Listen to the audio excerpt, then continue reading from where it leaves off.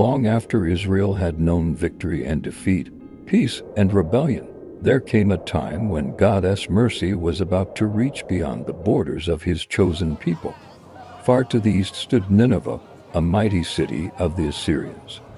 Its walls were massive, its armies ruthless, its reputation soaked in violence. Nations trembled at its name. Its cruelty had risen like smoke before heaven, and God saw it. But instead of immediate judgment, he chose something unexpected.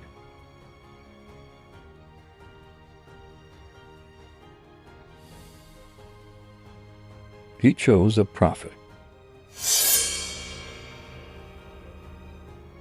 In the land of Israel lived a man named Jonah, a servant of the Lord, familiar with God's voice, accustomed to speaking his words.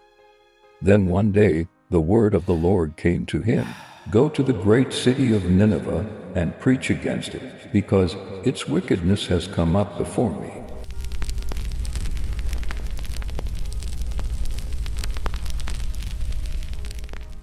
Nineveh, the enemy, the oppressor, the brutal empire that had shed innocent blood.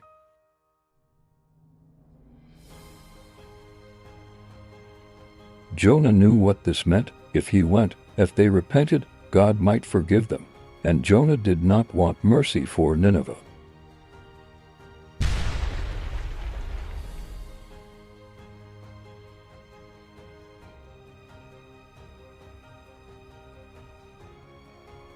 So instead of rising toward obedience, he ran.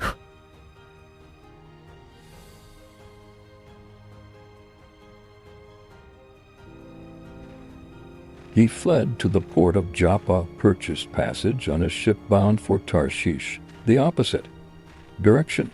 If Nineveh was east, Tarshish was west. If God said go, Jonah said no.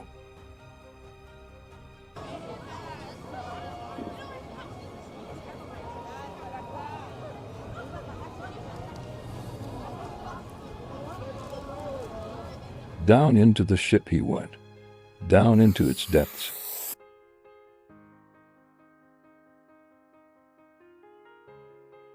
Down into restless sleep. But no one outruns the presence of the Lord.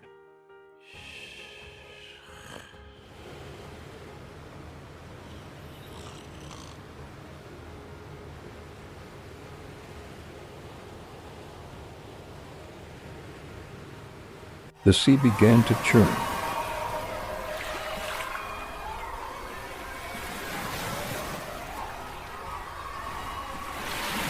The sky darkened. Wind screamed across the waters. The storm was no ordinary storm. It was deliberate, violent, relentless.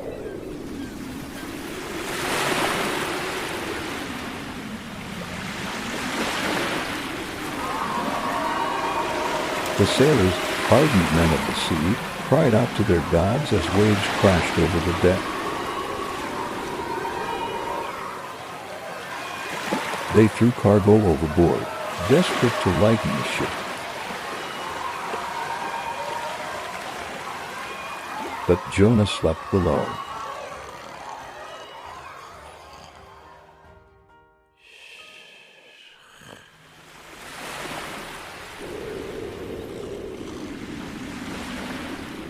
They found him and shook him awake. How can you sleep? Get up and call on your God. Maybe he will take notice of us so that we will not perish. Are you crazy? Are you out of your mind?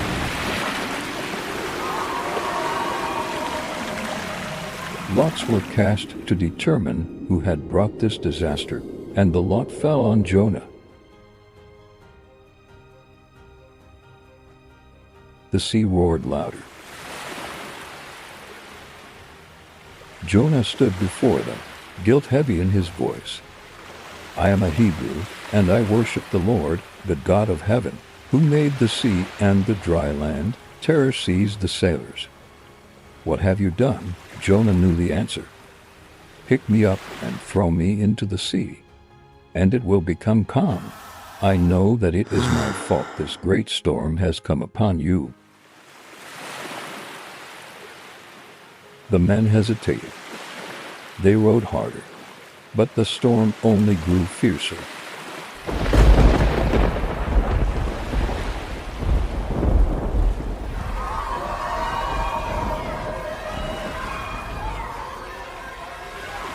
Finally, with trembling hands, they lifted Jonah and cast him into the raging sea. The moment he hit the water, silence. The wind stopped, the waves stilled. The ocean became like glass, and the sailors feared the Lord exceedingly. But Jonah sank down, beneath the surface, down into darkness, down where light could not reach. Then, from the depths, a great fish, appointed by God, swallowed him whole, 3 days, 3 nights, inside the belly of the deep.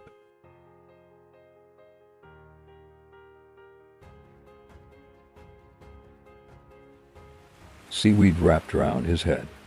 The pressure of the waters crushed around him. Darkness surrounded him completely.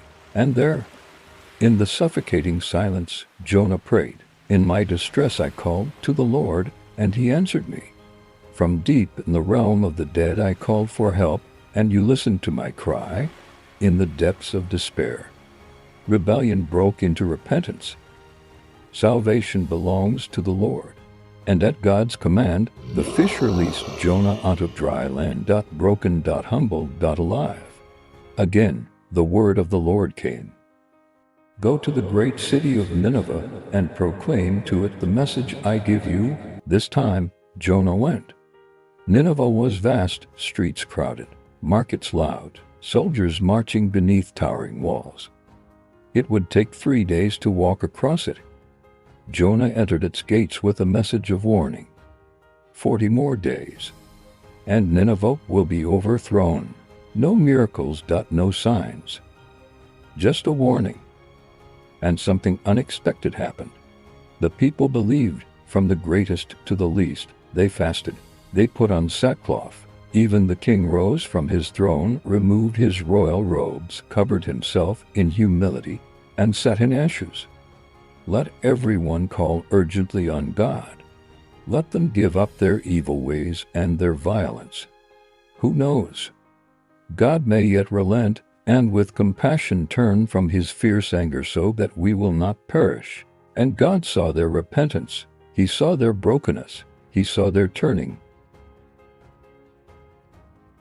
The city was spared.